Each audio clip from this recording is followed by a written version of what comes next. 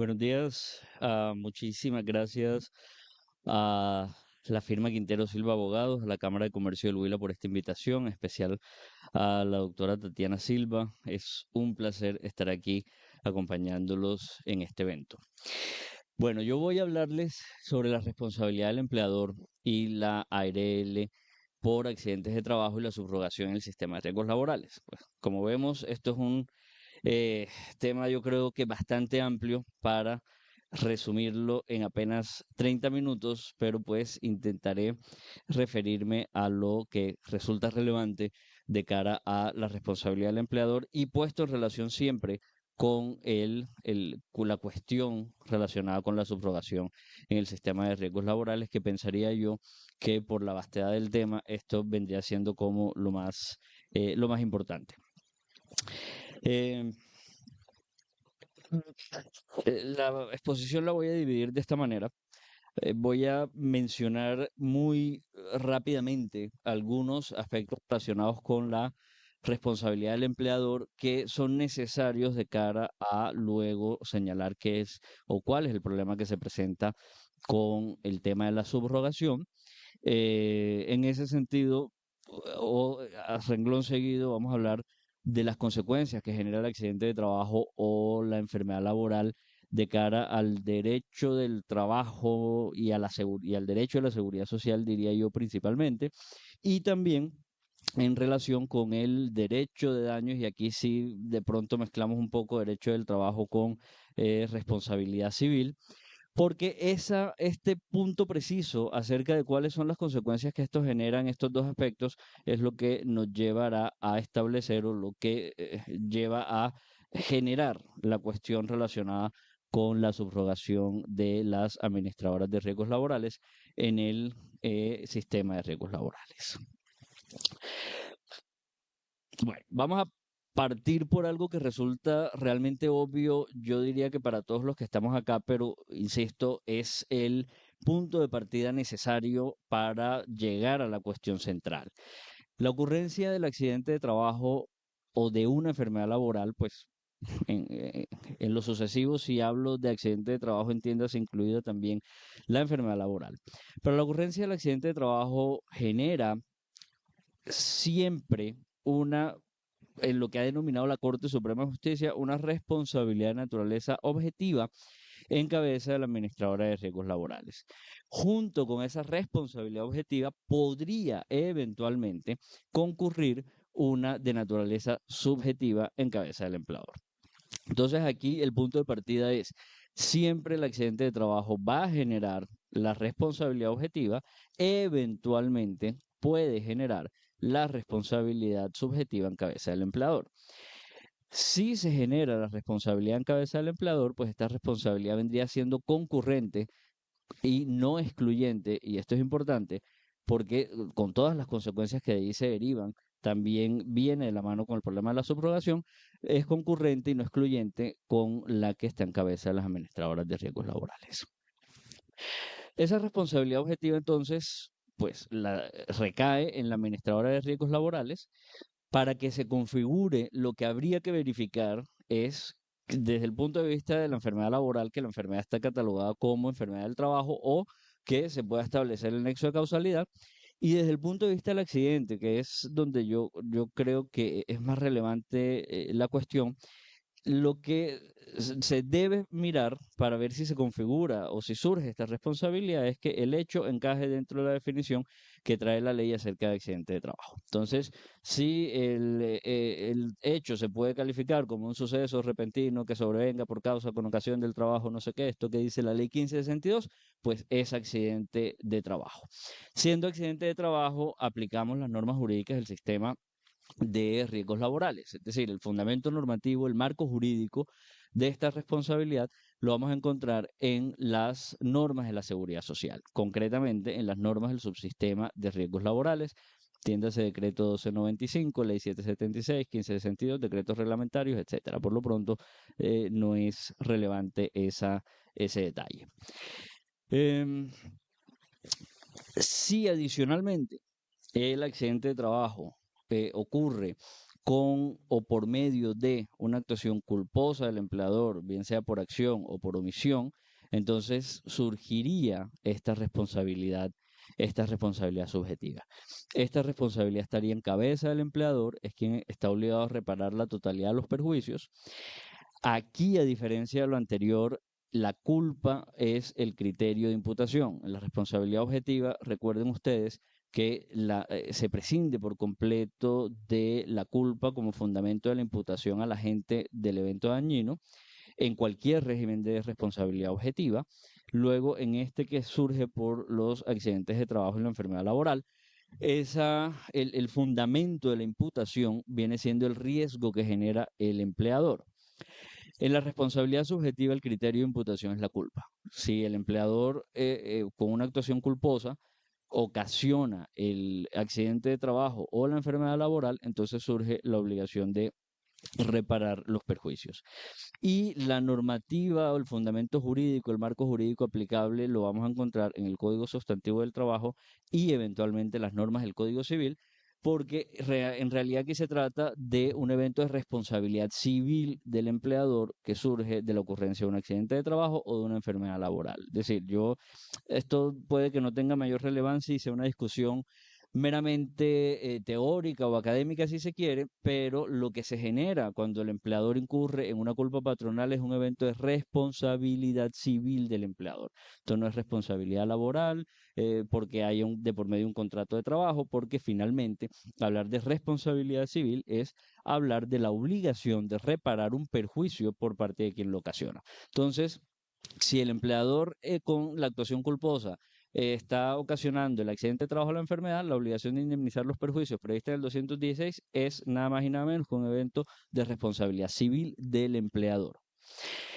Por eso, el marco jurídico aplicable está en el Código Sustantivo del Trabajo y en el Código Civil, en las normas del derecho de daños, en las normas sobre responsabilidad civil.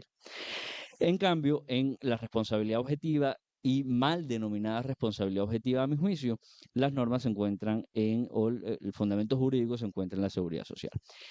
¿Por qué les digo que mal denominada responsabilidad objetiva? Porque hoy en día esto no es un evento de responsabilidad civil, todavía no.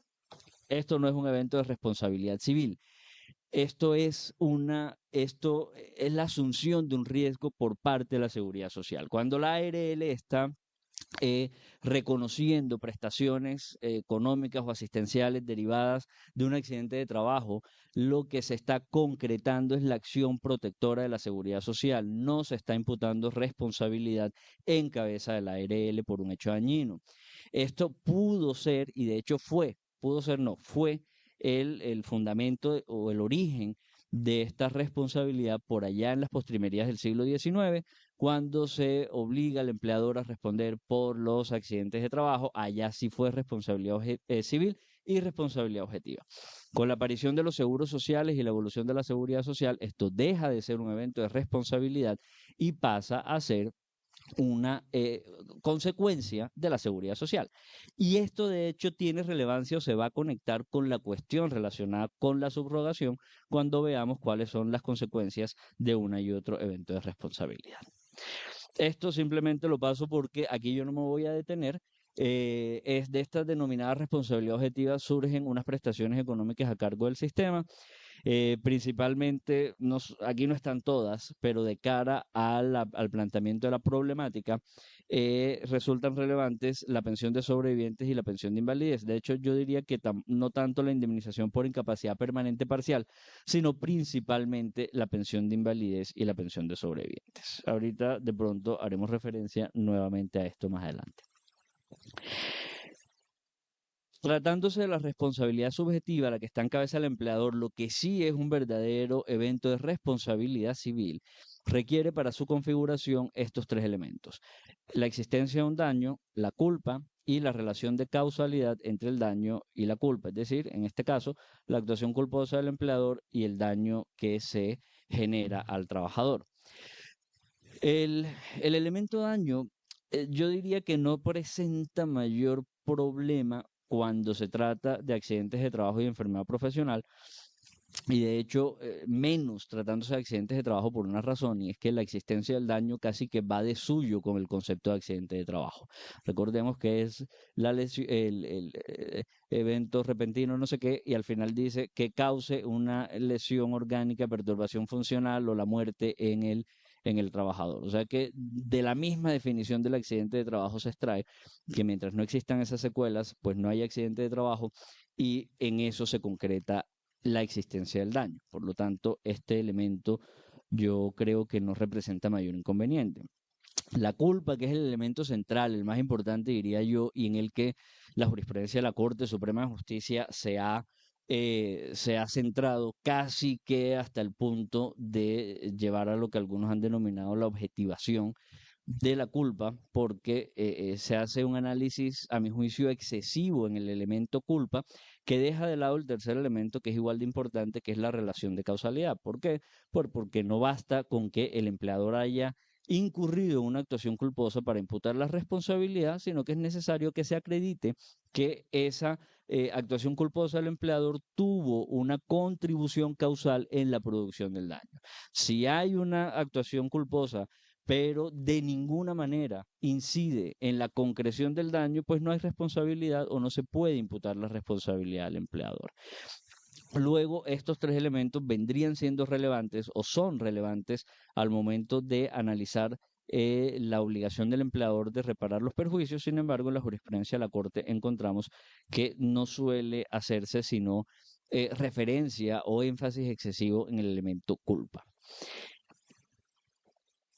¿Cuáles son las consecuencias que se derivan de esta responsabilidad subjetiva? La obligación de reparar la totalidad de los perjuicios que se causen. El artículo 216 habla de la indemnización total y ordinaria de perjuicios, y esa indemnización total y ordinaria de perjuicios pues ya nos saca del escenario de la seguridad social, de las prestaciones económicas que genera la seguridad social, y aquí ya empezamos a ver de dónde surge o cuál viene siendo el problema con la subrogación en el sistema de riesgos laborales. Esa indemnización total y ordinaria de perjuicios implica que nos tenemos que ir a la tipología de los perjuicios, derecho de daños. Esto no es derecho laboral, esto es derecho de daños. Tenemos que irnos a la tipología de los perjuicios para ver cuál o para determinar los perjuicios que se tienen que reparar al trabajador. Perjuicios materiales los encontramos en el Código Civil, esto no ofrece mayor problema, del daño emergente y el lucro cesante. Del daño emergente que por la misma configuración del sistema no suele estar presente, no es que no se pueda causar, es que no suele estar presente en los casos de accidente de trabajo, y el lucro cesante, lo que ese trabajador o sus beneficiarios dejan de percibir como consecuencia del evento dañino.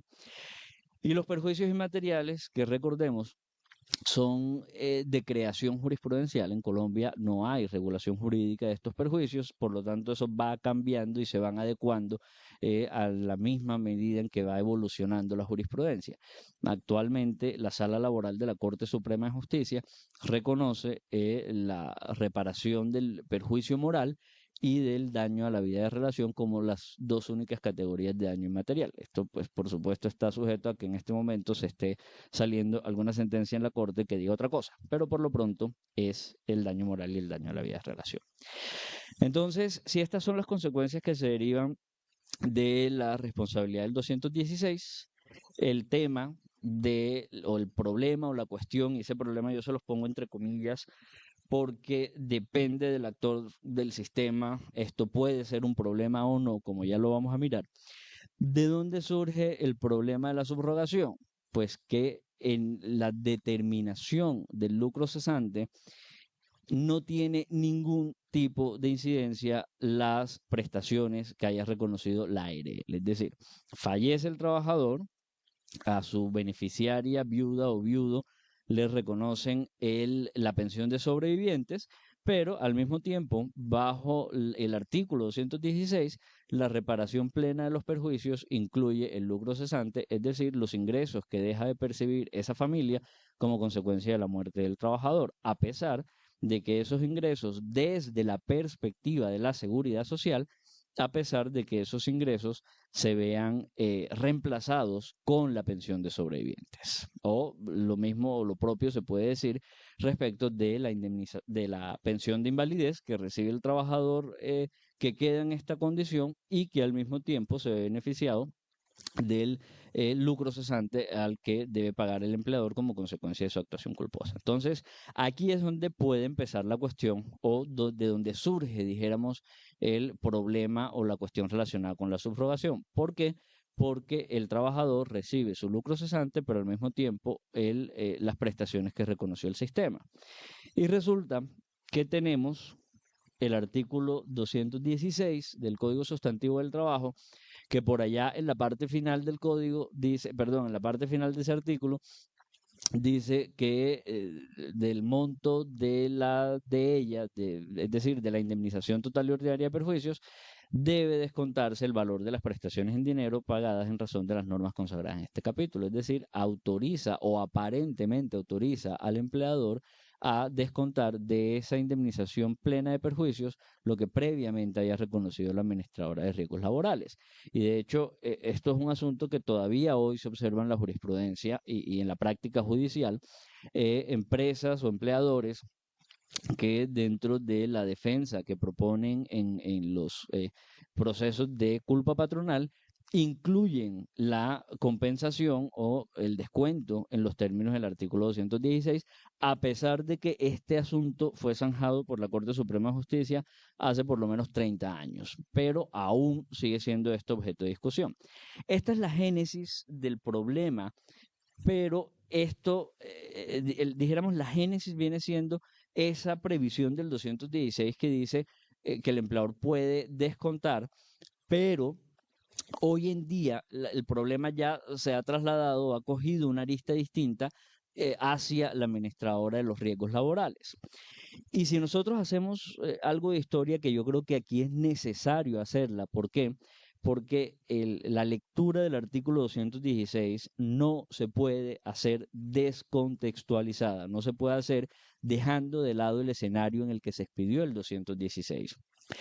¿Por qué ese artículo dice que el empleador debe responder por la indemnización total y ordinaria de perjuicios y a renglón seguido dice que puede descontar?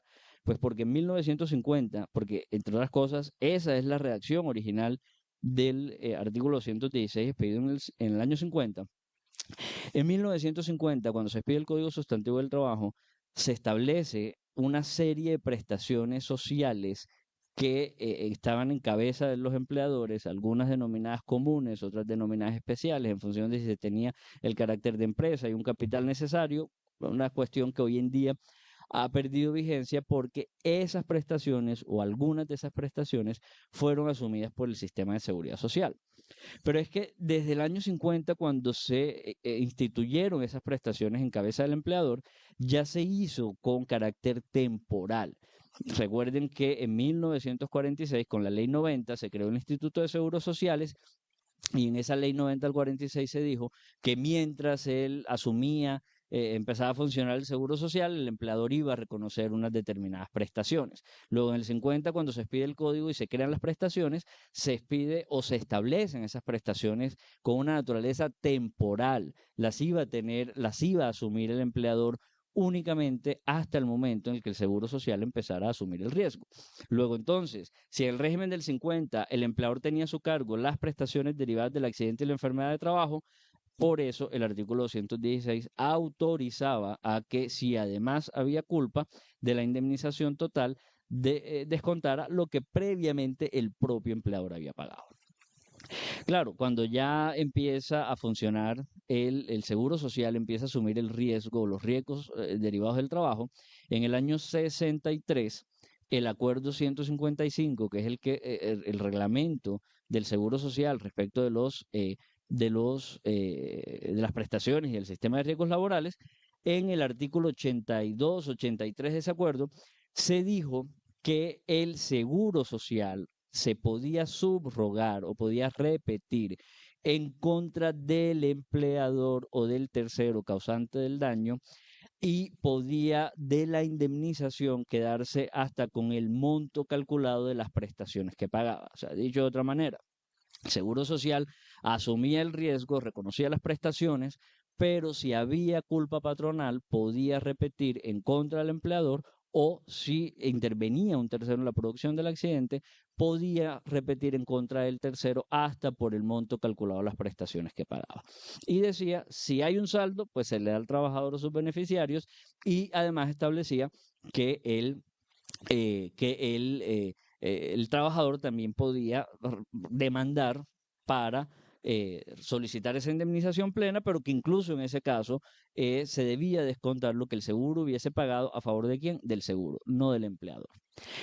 Ese decreto 1771 del 94, cuando ya entra el Sistema Integral de Seguridad Social, es hijo, es producto, es la evolución de ese acuerdo 155. Entonces, el decreto 1771 se establece en el artículo 12 que las administradoras de riesgos laborales se subrogarán en el lugar del empleador, que las administradoras de riesgos laborales podrán repetir en contra del tercero causante del daño nuevamente hasta por el monto calculado de las prestaciones. Entonces, fíjense que a partir de estas dos disposiciones de la del 63 y la del 94, que en esencia dicen lo mismo, el problema, si se quiere, se empieza es a trasladar. Es decir, el 216 ya no permite, o más bien, ya no se puede aplicar el 216 en el sentido de que el empleador pueda descontar lo que reconoció el seguro, pero genera el inconveniente o la cuestión acerca de si la administradora de riesgos laborales hoy en día sí puede recuperar los reconocidos respecto. Yo diría que ya no del empleador, que eso está más que claro en la redacción del 1771, no en el acuerdo 155, sino en contra del tercero causante del daño. Entonces, ¿qué sucede? A pesar de que el artículo 105, acuerdo 155 establecía esa cuestión de la posibilidad de repetir en contra del empleador, y a pesar de que ya no era el empleador quien pagaba las prestaciones, pues muchas empresas decidieron igual seguir solicitando el descuento, que se descontara lo que pagaba el Seguro Social. ¿Qué pasaba en la jurisprudencia? Pues la Corte Suprema de Justicia, la Sala Laboral, en muchas ocasiones fue admitiendo o siguió admitiendo que el empleador hiciera esos descuentos. De hecho, esto es un poquito de historia patria. Yo creo que varios de los que están aquí se deben acordar de eso, pero hasta el año 96 la Corte estaba dividida en dos secciones, la sala laboral. Entonces, la sección primera decía una cosa, la sección segunda decía otra cosa, y en el año 93 se unificó el criterio diciendo no se puede descontar. ¿Y por qué el empleador no puede descontar lo que haya pagado el Seguro Social? Primero, porque el empleador no está asegurando su actuación culposa. Entonces yo no me puedo beneficiar como empleador del traslado del riesgo que hago al Seguro Social afiliando a mis trabajadores al sistema cuando hay culpa patronal. Yo lo que traslado es el riesgo que genero con mi actividad. Eso es lo que yo aseguro, pero yo no aseguro la culpa patronal. Como yo no aseguro la culpa patronal, tengo que indemnizar plenamente y no puedo descontar lo que previamente pagó el Seguro Social. Pero adicionalmente, la Corte dice, vea, aquí hay una cuestión y es que las leyes que le dieron al Seguro Social la posibilidad de darse sus propios reglamentos, es decir, que le dieron poder normativo al Seguro Social, lo hicieron solamente para regular lo relacionado con las prestaciones que iba a reconocer, no con otra cosa. Luego, ese acuerdo no podía determinar de ninguna manera, no podía regular de ninguna manera las consecuencias de la culpa patronal. Fíjense que hasta aquí esas decisiones y hasta ese momento el problema era del empleador, o sea, esto que hoy es un problema de subrogación, en ese momento no era tal, sino el problema estaba relacionado con la posibilidad o no de que el trabajador pudiera recibir los beneficios de la seguridad social más la totalidad de la indemnización, es decir, acumular esos dos beneficios. Y la respuesta de la Corte era desde la perspectiva de la seguridad social. No se puede por estas razones que yo acabo de indicar. Cuando se expide el decreto 1771, la Corte Suprema de Justicia no varía su posición. La Corte Suprema de Justicia sigue sosteniendo lo mismo y dice que la expedición del decreto no cambia la posición porque no hace alterar los fundamentos jurídicos en la medida en que eso dice exactamente lo mismo que decía el acuerdo 155 del 63. Y concluye la Corte en algo que sigue repitiendo hasta hoy, incluso si se asumiera que ese decreto 1771 está regulando las consecuencias de la culpa patronal, pues se tiene que inaplicar por el exceso en el uso de las facultades. Sin embargo, en épocas ya más recientes, de unos cuantos años para acá, bastantes años para acá, realmente, la Corte agrega un ingrediente, un fundamento jurídico, ya no desde la perspectiva de la seguridad social, sino desde el derecho de daños, para concluir que el empleador no puede descontar suma alguna. Y eso ya nos empieza a trasladar también el problema del empleador, más que el problema, la situación desde la perspectiva del empleador hacia el trabajador. ¿Por qué razón adicional a las que ya se han dado no se puede descontar suma alguna? Por la naturaleza jurídica de los pagos. Porque las prestaciones que reconoce el sistema de seguridad social son o tienen esa naturaleza prestacional, es decir, es lo que reconoce un sistema de seguridad social. Lo que debe pagar el empleador como consecuencia del 216 tiene naturaleza indemnizatoria. Aquí yo estoy reparando perjuicios, la ARL no está reparando perjuicios. Por eso yo les decía que hoy en día no se puede decir que reconoce la ARL o que sea, o más bien que la obligación de la ARL es reconocer estas prestaciones sea consecuencia de una responsabilidad objetiva, porque no es un evento de responsabilidad. Y no es un evento de responsabilidad que esas prestaciones no reparan el perjuicio. ¿Por qué? Porque su cuantificación o en su cuantificación no se tiene en cuenta la verdadera entidad del daño, sino los parámetros previamente decididos por el legislador en cuanto a cotización, semanas, etcétera. Entonces, ese nuevo criterio o ese nuevo fundamento de la Corte que es nuevo en la jurisprudencia laboral, pero no nuevo en el derecho, porque insisto, esto hace parte del derecho de daños y deriva de ese principio de la responsabilidad o de esta regla de la compensatio lucri cum damno. A la víctima se le debe reparar el daño, solo el daño y nada más que el daño, parafraseando a nuestro profesor Juan Carlos Henao. De manera que yo no puedo o la víctima no puede recibir un beneficio como consecuencia del daño. Entonces, si no puede recibir un beneficio o incrementar su patrimonio como consecuencia del daño, los criterios para saber si los beneficios son acumulables pasan por determinar, entre otras cosas, la naturaleza jurídica del pago. Si ambos son indemnizatorios, no se pueden acumular. Si hay uno que no sea indemnizatorio, sí se puede acumular. Y eso es lo que sucede con las prestaciones de la seguridad social que no son indemnizatorias.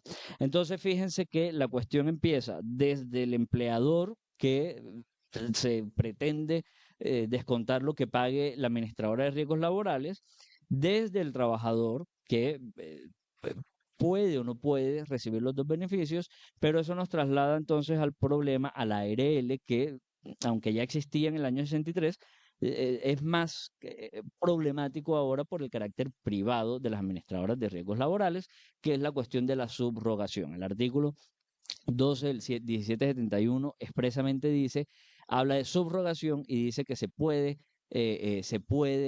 repetir en contra del tercero causante del daño, como les acaba de mencionar. Claro, esto de entrada excluye al empleador, como si lo permitía el seguro. El 1771, a mi juicio, claramente impide que la ARL demande a su cliente, a su empleador, pues además pues pensaría yo que por cuestiones elementales más de reglas comerciales que otra cosa no lo haría, pero sí contra el tercero. ¿Y cuál sería esa hipótesis? Pues el trabajador conductor que fallece en un accidente de tránsito, que de hecho yo diría que incluso ya nos alejamos también del escenario de la culpa patronal, para que se vea el problema de la subrogación. El trabajador fallece en un accidente de tránsito provocado por un tercero, es un accidente de trabajo, lo provocó un tercero, pero al sistema de riesgos laborales y de cara al trabajador no le interesa quién ocasionó el daño, lo que le interesa es que esto sea un accidente de trabajo en los términos de la ley 1562 del 2012. Entonces la ARL reconoce las prestaciones y luego va donde el conductor o la empresa propietaria del vehículo que causó el daño y le dice, venga, yo le pagué tanto a la viuda o el cálculo de la pensión de sobrevivientes me costó tanto, etcétera, páguemelos. Esto ya deja de ser un problema del derecho laboral y pasa a ser un problema del derecho de seguros, porque yo pensaría que ni siquiera del derecho de daño, sino del derecho de los seguros. Entonces, en un pleito civil, la ARL demanda al causante del daño con fundamento en el 1771, pero la jurisprudencia de la Corte Suprema de Justicia en su sala civil también ha dicho no. Usted no puede repetir en contra del causante del daño porque ese artículo 10, ese decreto 1771 en realidad no le está permitiendo una subrogación. Y esto aquí de pronto no queda claro cuál es la causa y cuál es la consecuencia, pero sí va de la mano con lo que acabamos de mencionar acerca de la naturaleza jurídica de los pagos y el carácter indemnizatorio o no de las prestaciones del sistema. La jurisprudencia civil y la del Consejo de Estado desde hace muchos años viene sosteniendo que en los eventos de responsabilidad civil extracontractual la víctima del daño, quien sufre el daño, puede acumular esas prestaciones que reconoce el sistema más las que reconoce la ley laboral con la indemnización que deba entregar el agente del daño. Ojo, aquí estoy hablando de cualquier escenario completamente distinto a la culpa patronal. Luego, si ya lo venían sosteniendo y lo venían sosteniendo, entre otras cosas, como insisto en este tema de la naturaleza del pago, lo venían sosteniendo adicionalmente con el criterio de la subrogación. ¿Por qué? Porque la subrogación, la posibilidad legal o no de subrogarse, es otra de las cuestiones que me determina a mí la posibilidad de repetir en contra del causante del daño. Pero allá la Corte Suprema en la sala civil, dijo también que no hay posibilidad de subrogación. Entonces, bueno, esto señala esta diapositiva lo que venía hablándoles hace un momento. Desde el punto de vista del derecho del trabajo, la Corte ha dicho que se pueden acumular, pero insisto, esto no es propiamente un problema de subrogación con estos argumentos que están acá. Y desde la posibilidad que tenga o no la ARL en el 1771, la Corte Suprema también ha dicho que no. Hay una sentencia más o menos reciente, un par de sentencias recientes de la Sala Civil que aluden principalmente a estos dos criterios. Primero, que para poder subrogarse en los términos del Código Civil es necesario que se haya pagado una deuda ajena.